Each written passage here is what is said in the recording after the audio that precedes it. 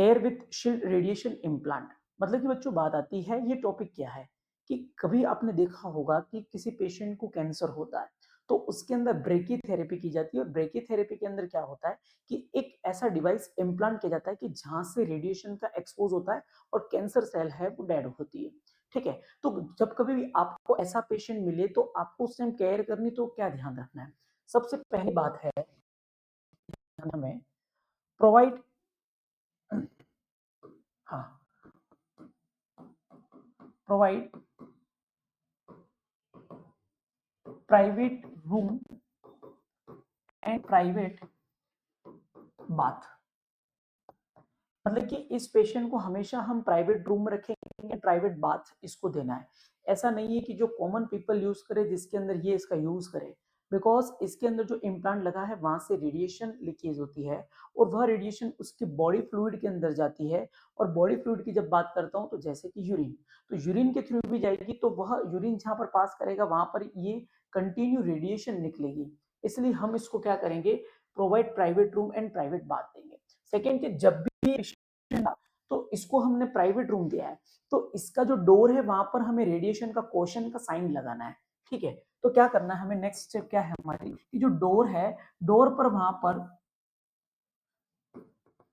Radiation hazard है ना, या फिर मैं कहूं क्वेश्चन, आपको क्वेश्चन का वहां पे साइन लगाना है। इसलिए कोई भी पेशेंट है ना, या फिर कोई भी विजिटर है वो इस साइन को देख करके समझे कि यहाँ पर रेडिएशन का एक्सपोज हो रहा है और यहाँ पर खतरा है ना।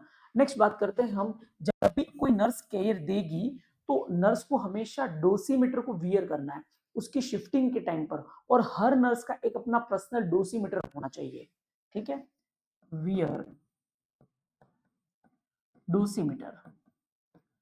आपने कहा सर ये डोसीमीटर क्या होता है, मैंने कहा बच्चों डोसीमीटर वह एक डिवाइस होता है जो रेडिएशन वाले एरिया में काम करता है, तो उसके अंदर कितनी रेडिएशन गई है उसको मेजर करता है, एक्सपोज को मेजर करता है।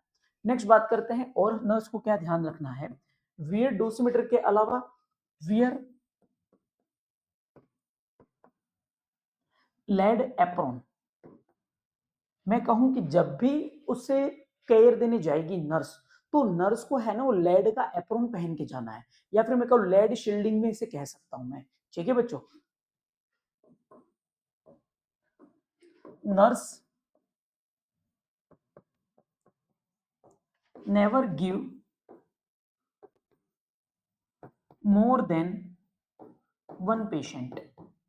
मतलब कि जो नर्स है वो एक बार में अपनी जो ड्यूटी है 6 घंटे की ड्यूटी है, उस 6 घंटे की ड्यूटी में एक ही पेशेंट को केयर देगी।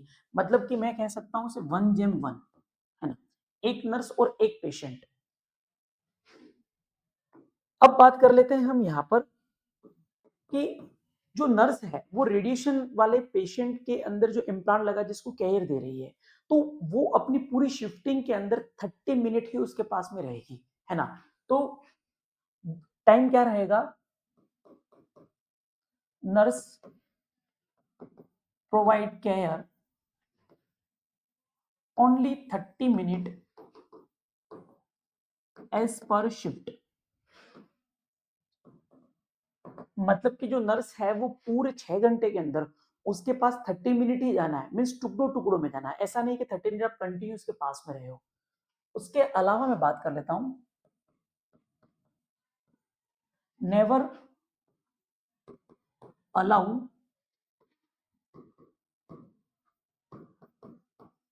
Pregnant nurse for care. मतलब कि कोई भी जो प्रेग्नेंट फीमेल है वो प्रेग्नेंट फीमेल उस पेशेंट को केयर नहीं देगी, क्योंकि उससे क्या निकलती है, वहां से रेडिएशंस निकलती है, और वह रेडिएशंस है उसके बच्चे के लिए घातक हो सकती है और बच्चा कंजेनिटल एनोमलीज द्वारा हो सकता है। अब बात करते हैं विजिटर अलाउ ओनली 30 मिनट।